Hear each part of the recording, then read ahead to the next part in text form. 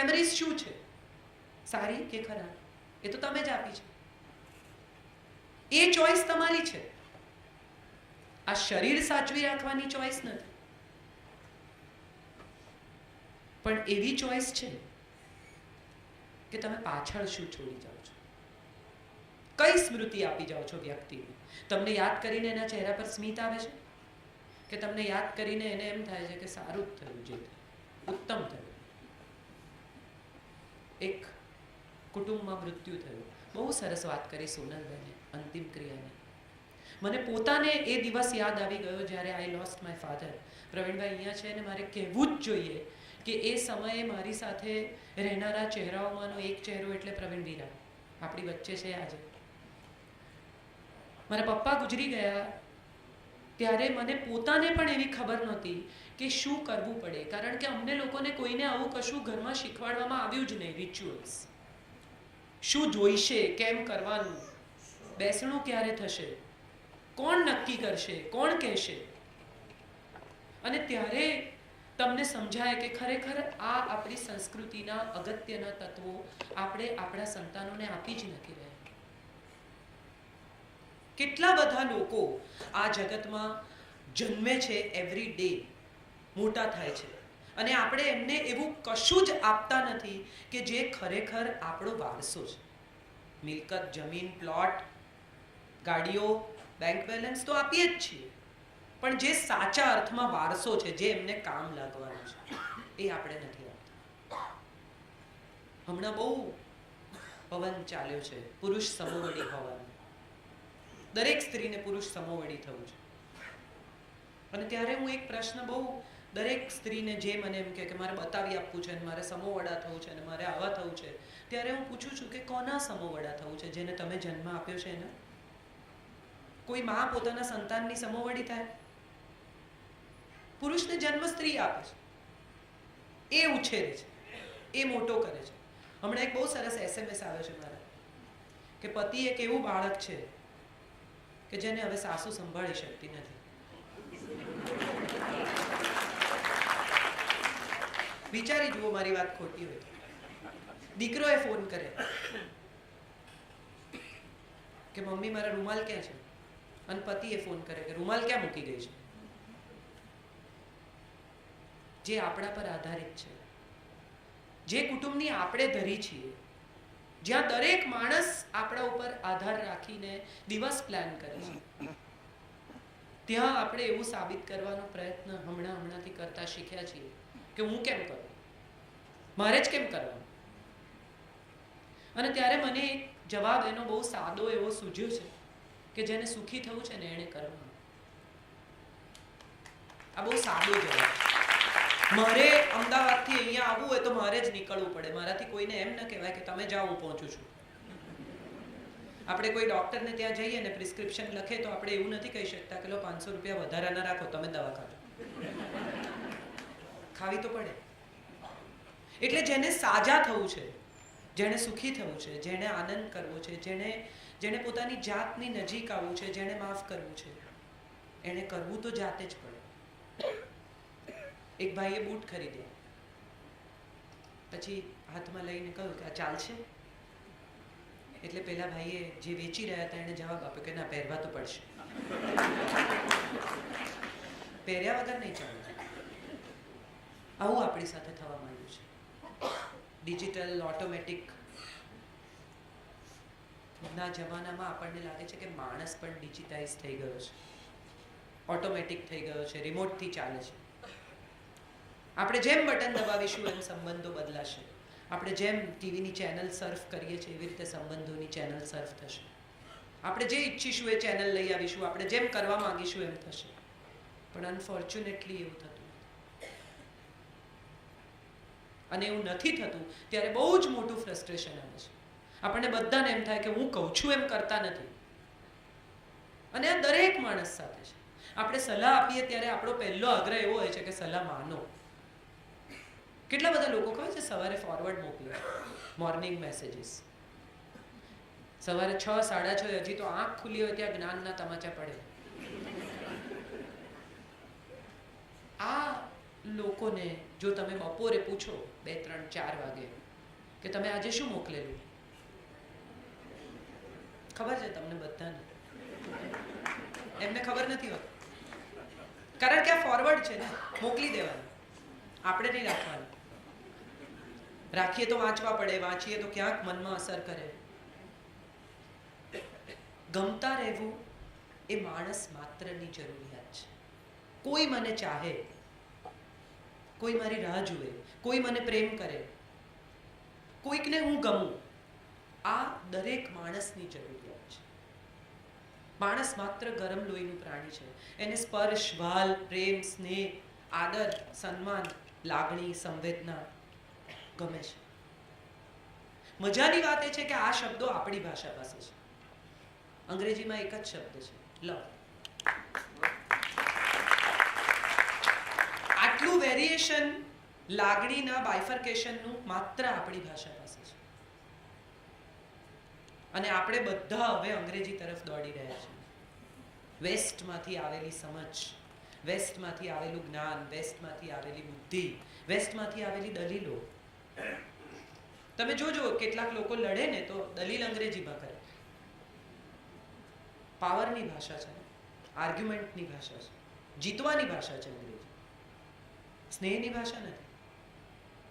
આપણી ભાષા તો એ છે જેમાં આપણને સપના આવે. કોઈને અંગ્રેજીમાં સપના આવે? ઇંગ્લિશ મીડિયમ સ્કૂલમાં ભણતું હોય ને એ બાળકને પણ સપનું તો ગુજરાતીમાં જ આવે. આપણે હાલરડા ભૂલી ગયા છીએ.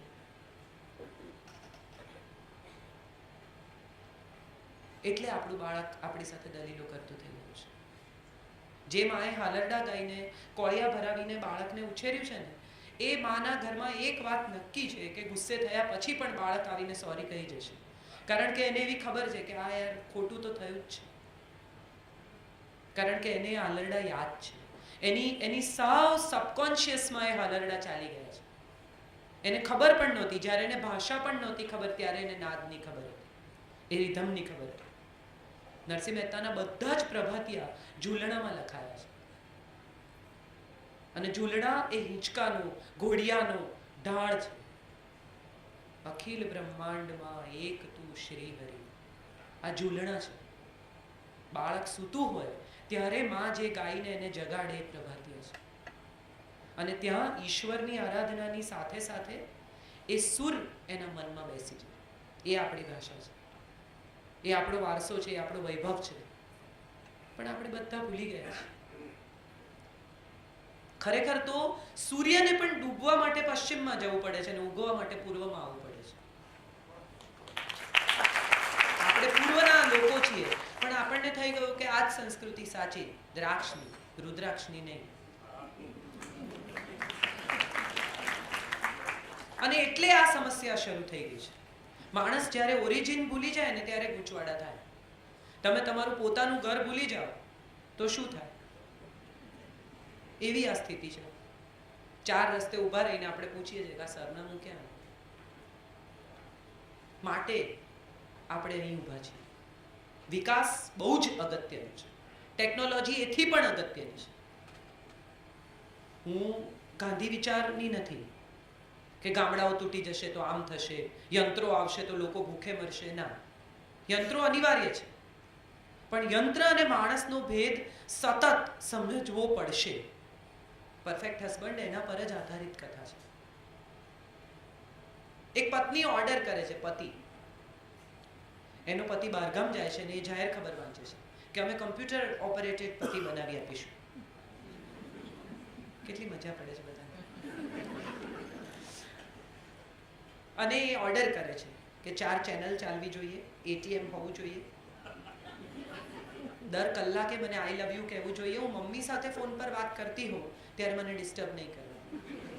આવું બધું ફીડ કરીને આવે છે પતિ. સ્કેટ ઉપર લઈને આવે છે. પછી એ કહે છે કે આ તો કંઈ બોલતો નથી, ચાલતો નથી. તો કે તમે અપ્રૂવ કરો પછી એક્ટિવેટ કરો. એટલે એને અપ્રૂવ કરે છે, પછી પતિને એક્ટિવેટ કરે છે. પછી એની બહેનપણીઓને જોવા બોલાવે છે કે જો મેં પતિ મંગાવ્યો છે.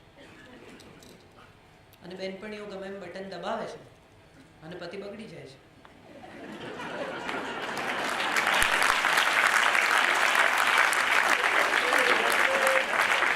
પછી એને બોલાવે છે રિપેર કરવા, અને માણસ એ બહેનને ખખડાવે છે કે જુઓ એક સાદી વાત સમજી લો, આ તમારો નોર્મલ પતિ નથી, આને ગમે એમ ઓપરેટ નહીં કરવાનું, એનું મેન્યુઅલ વાંચીને ઓપરેટ કરો. સંબંધોમાં પણ આવું જ થાય છે. આપણે ગીતા મૃત્યુ પછી વાંચીએ છીએ સામાન્ય રીતે. ખરેખર ગીતા એ જીવન જીવવાનું મેન્યુઅલ છે. આપણે કોઈ નવું મશીન લાવીએ, એને પ્લગ ઇન કરીએ, એના બટન દબાવીએ, ધડાકા થઈ જાય, બધું પૂરું થઈ જાય, બળી જાય એની કોઇલ, પછી મેન્યુઅલ વાંચીએ તો શું ફાયદો? ગીતાનું એવું થાય છે. આપણે મૃત્યુ પછી ગીતાના પાઠ કરાવીએ છીએ. ગીતા તો જીવન જીવવાનું મેન્યુઅલ છે. વિચારી જુઓ કે એક માણસ જેની પાસે તમામ તાકાત હતી, એક સુદર્શન ચક્રમાં એ બધાને મારી નાખતો, પણ એણે કહ્યું હું ન્યાસ્તિ શસ્ત્ર અયુધ્યમાન, હું હથિયાર નહીં ઉઠાવું, યુદ્ધ નહીં કરું. યુદ્ધ નહીં કરવું એવું કોણ કહી શકે? એ જ જે યુદ્ધ કરી શકે એમ હોય છે. માફ કોણ કરી શકે? જેનામાં સજા કરવાની તાકાત હોય. 3-4 ફૂટનો માણસ જઈને 6 ફૂટ 2 ઇંચના માણસને એમ કે જા જા મેં તને માફ કર્યું, તો એ કોમેડી દ્રશ્ય છે. પેલો પણ હસીને એમ કે સારું, હા થેન્ક યુ, તમે મને માફ કર્યું એ બદલ. પણ એક 6 ફૂટનો માણસ જેના બાયસેપ્સ મજબૂત હોય અને પેલા માણસને ખબર હોય કે આ એક હાથે મને ઉંચકી લેશે, એ જ્યારે એમ કે જા માફ કર, નીકળ, ત્યારે એ દ્રશ્યનો કોઈક અર્થ બને છે. ન્યાસ્તિ શસ્ત્ર અયુધ્યમાન એ કહી શકે કે જેની પાસે યુદ્ધ કરવાની એટલી તાકાત છે કે એક જ સુદર્શન ચક્રમાં સર્વેનો વિનાશ કરી શકે, અને તેમ છતાં જેના ખભે યુદ્ધ છે, જેના ગાંડીવ પર આ સમગ્ર યુદ્ધનો મદાર છે, એ માણસે રથની મધ્યમાં જઈને કહ્યું ત્યાં ઊભા રહીને કે હું તો નહીં લડી શકું, મારા તો ગાત્રો શિથિલ થઈ ગયા છે, ગળું સુકાય છે, પગ ઢીલા થઈ ગયા છે, મારાથી નહીં થાય.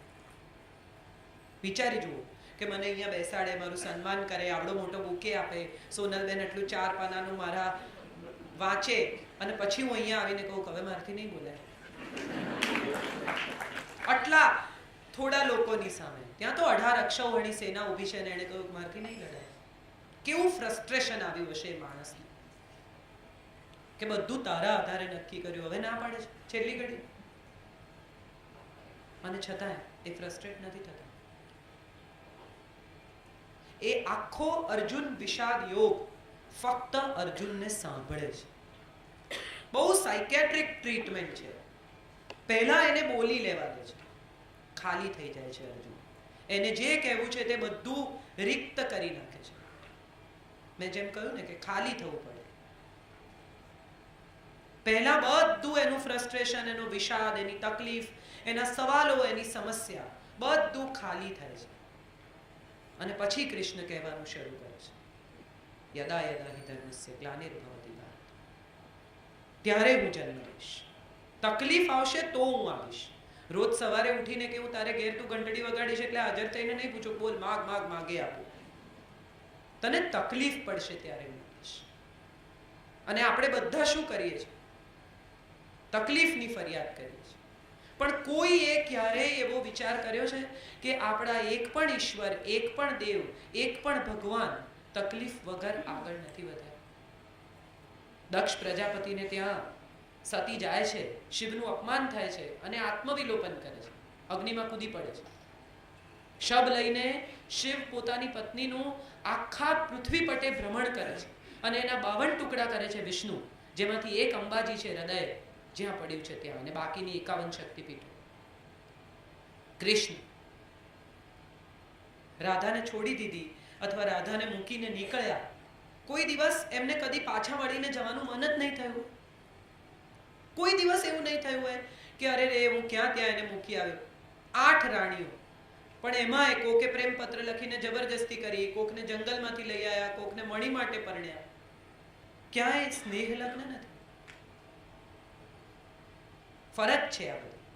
બહુ સરસ મહાભારતનો સૌથી ડ્રામેટિક પ્રસંગ છે. પરીક્ષિત મૃત જન્મે છે. ઉત્તરાના ગર્ભ ઉપર અશ્વત્થામાનું તીર પડે છે, બ્રહ્માસ્ત્ર, અને પરીક્ષિત મૃત જન્મે છે, અને દ્રૌપદી ખૂબ ઉશ્કેરાટમાં રાજ્યસભામાં જાય છે અને એને કહે છે કે તે તો કહેલું કે પાંડવોનો વંશ રહેશે, તું મારી સાથે પણ જુઠ્ઠું બોલે. બધાની સાથે તો તે જે કર્યું તે ભલે કર્યું, મારી સાથે પણ કર્યું. કૃષ્ણ કંઈ જ નથી કહેતા, ઊભા થાય છે, એની સાથે સૂતાગારમાં જાય છે જ્યાં કદી પુરુષ જાય નહીં, ડિલિવરી રૂમમાં પાણીની અંજલિ ભરે છે અને 6 શ્લોકો બોલે છે.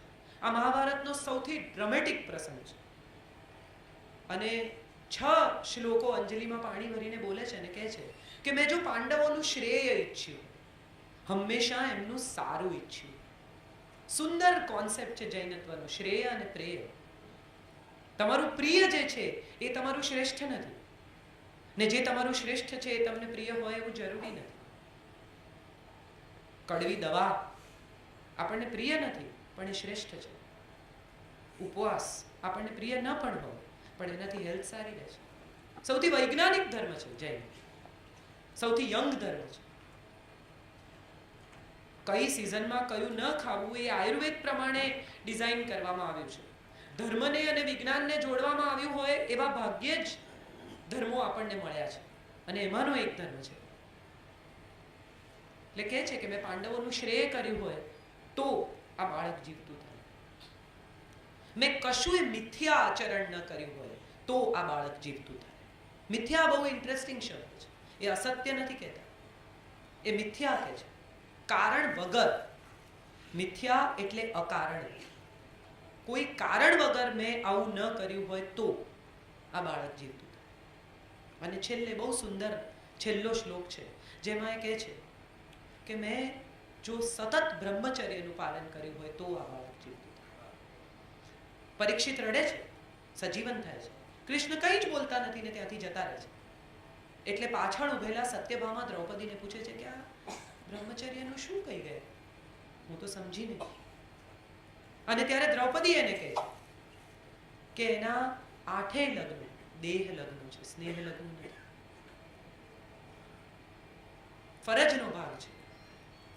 વંશ ચલાવવા માટે, કોઈને બચાવવા માટે એને પત્ર લખે છે રૂકમણી કે મને લઈ જાઓ, મારા શિશુપાલ સાથે વિવાહ થયા છે.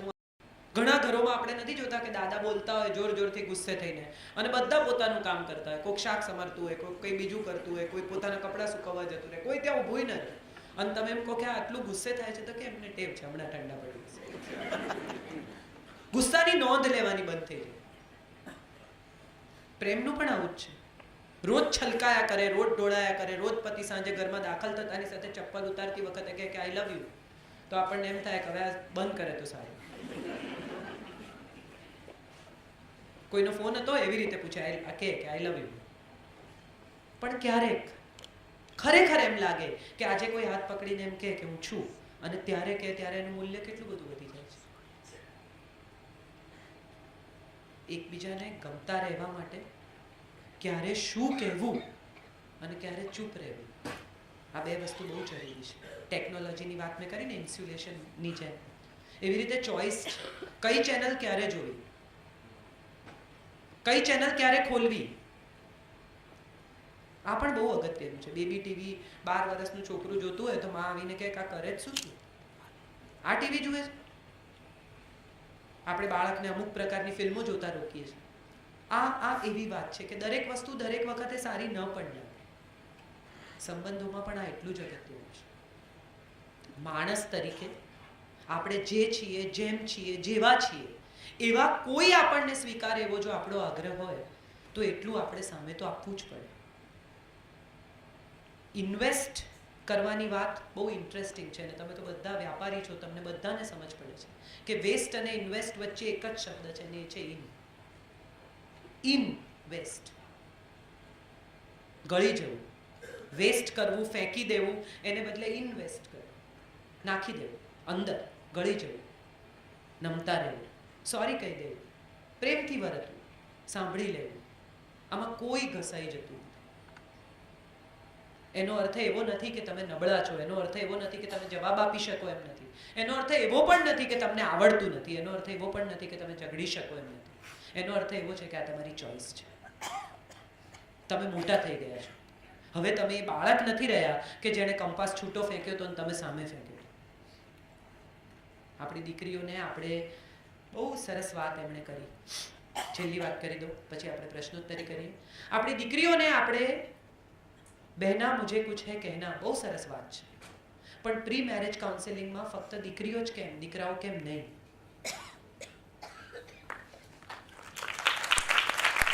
કેમ આપણા દીકરાને આપણે એવું શીખવવા તૈયાર નથી કે બેટા તારી પત્ની કામ કરતી હોય અને ક્યારેક જો મોડી આવે તો એક કપ ચા બનાવજે, એમાં પુણ્ય છે. કેમ આપણે આપણા દીકરાને એવું નથી શીખવતા કે બેટા કોઈક દિવસ તારી પત્નીની આંખમાં આંસુ આવે તો એને પૂછજે કે તને શું થાય છે, તને તારું પિયર યાદ આવે છે, તને કંઈ તકલીફ થાય છે, તને કોઈએ કંઈ કહ્યું? કેમ આપણે આપણા દીકરાને એવું નથી શીખવતા કે એની પત્નીને એટલો જ સ્નેહ અને સન્માન કરે જેટલો એની માને કરે છે? હું માનું છું આ એક એવી જગ્યાએ આપણે આવીને ઊભા છીએ કે પરસ્પરનો સ્નેહ, એકબીજાને ગમતા રહે. કોઈ એક વ્યક્તિ બીજી વ્યક્તિને ગમતી હોય તો બીજી વ્યક્તિ પણ એને ગમવી જોઈએ. કેટલી બધી મમ્મીઓને હું જોઉં છું ત્યારે એમ કે મારા જમાઈનો સ્વભાવ બહુ સરસ છે, મારી દીકરી જોબ કરે છે એટલે વહેલી ઘરે ના આવી હોય ને તો મારા જમાઈ શાક સમારી રાખે, અમુક પ્રકારનું કામ કરી રાખે, અને મારી વહુ જુઓ 7 વાગે આવે ને પછી રસોઈ શરૂ કરે. મારો દીકરો બિચારો 8:30 જમે, 5 વાગ્યાનો આવ્યો. થોડું મોડું પણ સમજાયું. કેમ આવા બે સ્ટેન્ડર્ડ્સ છે આપણા ઘરોમાં? કેમ એવું છે કે મારું અને પાંડવોનું, મામકાહ અને પાંડવા આવા જુદા છે? પુત્ર કરતા જે વધુ છે એ પુત્ર વધુ છે, જે કુળને વધારે છે તે કુળ વધુ છે. આવું કેમ આપણે નથી વિચારી શકતા? જે આપણને ટોકે છે એ આપણા પતિની માં છે, ભલે આપણી નથી. એવો વિચાર કેમ નથી આવતો? હું માનું છું આ બહુ સાદા જિંદગીના નિયમો છે જેને આપણે બહુ સાદી રીતે સમજવા જોઈએ. આ રોજિંદી જિંદગી છે અને રોજિંદી જિંદગીને કોમ્પ્લેક્સ બનાવ્યા વિના એકતા કપૂરની સિરિયલ્સ જે શીખવે છે એમાં કાંઈ કામનું નથી. આ જગતમાં એવી કોઈ સ્ત્રી નથી જે બીજી સ્ત્રીની દુશ્મન. હું અમદાવાદમાં રહું છું અને મેં રાયટ્સના સમયમાં જોયું છે કે હિન્દુ મુસ્લિમ પુરુષો બહાર લડતા હોય અને પાછલા બારણે સ્ત્રીઓ દૂધ, શાકભાજી, ખાંડ એક્સચેન્જ કરતી હોય. કંઈ લેવા દેવા નથી એમને આ લડાઈઓ સાથે, આ યુદ્ધ સાથે, આ લોહી રેડા એની સાથે. સ્ત્રીઓ કદી યુદ્ધમાં ઉતરી નથી. સ્ત્રીઓના ખભે યુદ્ધનો ભાર મૂકવામાં આવ્યો છે. દ્રૌપદીને કહેવામાં આવ્યું છે તારે લીધે મહાભારત થયું. એ રમીતી જુગાર. એને તો પ્રશ્ન પૂછ્યો કે પહેલા મને હાર્યા કે એમને હાર્યા? સીતાને કહ્યું કે તારે લીધે રામાયણ થયું, તે માગી કાંચરી સુવર્ણ મૃગની. ના પાડવી જોઈએ, શું કામ ગયા? નહીં લાવો એવું કહ્યું હોત તો? સવાલ એ નથી. સવાલ એ છે કે એના ખભે આ યુદ્ધનો ભાર મૂકવામાં. સ્ત્રીના ખભા નાજુક છે, વાત સાચી, પણ એના નાજુક ખભા ઉપર આખી સંસ્કૃતિનું વહન થાય. જનરેશન ટુ જનરેશન સ્ત્રી લઈ જાય છે. અને હું માનું છું કે ગુજરાતની સ્ત્રીઓ સેફ છે એવું લોકો જ્યારે કહે છે, બીજા સ્ટેટમાં જઈએ, બિહાર, યુપી, અને આપણને સમજાય કે કેટલી બધી સેફ છે ગુજરાતની સ્ત્રીઓ, ત્યારે એનું કારણ ગુજરાતની સ્ત્રી નથી, એનું કારણ ગુજરાતની પોલીસ નથી, એનું કારણ ગુજરાતના પુરુષો છે.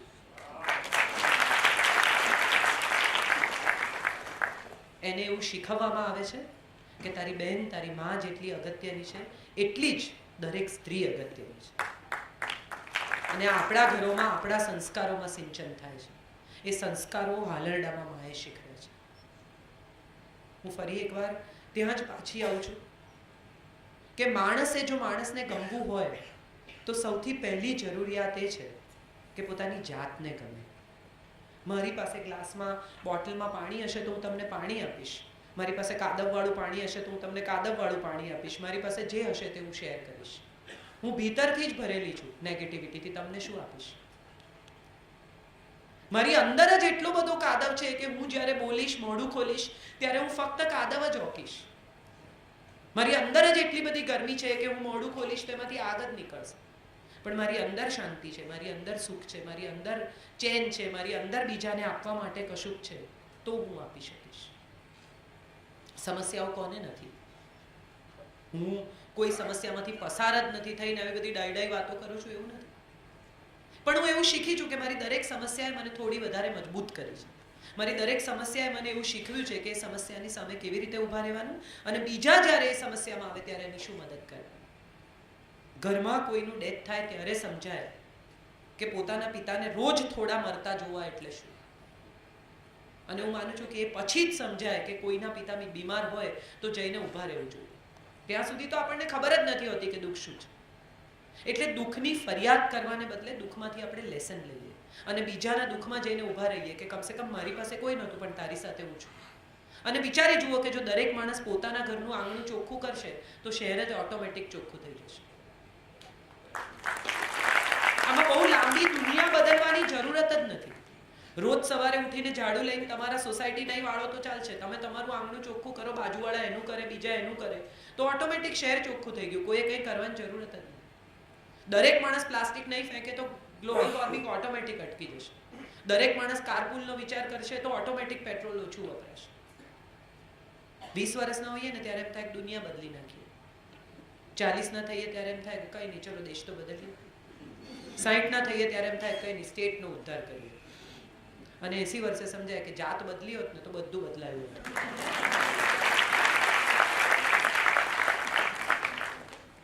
સો એટલું કરીએ કે આજે એટલું નક્કી કરીએ કે આ 1 કલાક પછી ફક્ત તાળીઓ પાડવાને બદલે એવો નિયમ લઈએ કે કોઈને દુઃખ થાય એવું નહીં બોલું. જીભ ખોલીશ ત્યારે કાં તો સારું બોલીશ ને કાં તો ચૂપ રહીશ.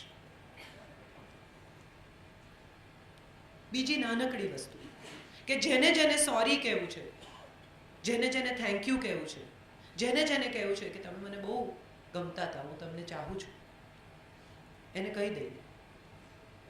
આપણે બધા માતા પિતાના મૃત્યુ પછી તકતી મુકાવીએ છીએ, પણ માતા પિતા જીવતા હોય ત્યારે એની બાજુમાં બેસીને એની પાસે 10 મિનિટ આપણી પાસે નથી કે વાત કરીએ. ત્યારે પૈસા કમાઈએ છીએ એ તકતી મુકાવવા માટે. દરેક માણસ જિંદગીના પહેલા 50 વર્ષ શરીર ઘસીને પૈસા કમાય છે અને પછી એ કમાયેલા પૈસા પેલું ઘસાયેલું શરીર રિપેર કરવામાં વાપરી નાખે છે. મારો એક બિલ્ડર મિત્ર છે, મને રોજ કહે મારે 100 કરોડ રૂપિયા જોઈએ છે, મારે 100 કરોડ રૂપિયા જોઈએ છે. એટલે એક દિવસ મેં એને પૂછ્યું ચાલ હિસાબ કરીએ, શેને માટે જોઈએ છે? એટલે એમ કે મારા વાઈફને દુનિયા બતાવી છે, 5 કરોડ રૂપિયા. પછી કે છોકરાઓને બેસ્ટ એજ્યુકેશન, 5 કરોડ બીજા. પછી ઉત્તમ ઘર બાંધવું છે, 5 કરોડ ત્રીજા. પછી એટલે સહેજ અટક્યું. મારા ગડપણના મેં કીધું હા 5 કરોડ ચોથા. પછી મમ્મી પપ્પાને 5 કરોડ પાંચમા. પછી 25 એની પાસે આજે પણ છે.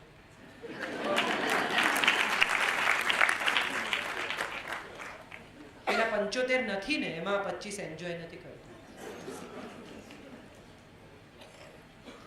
મને બહુ આનંદ થયો જયાબેનની વાત સાંભળીને.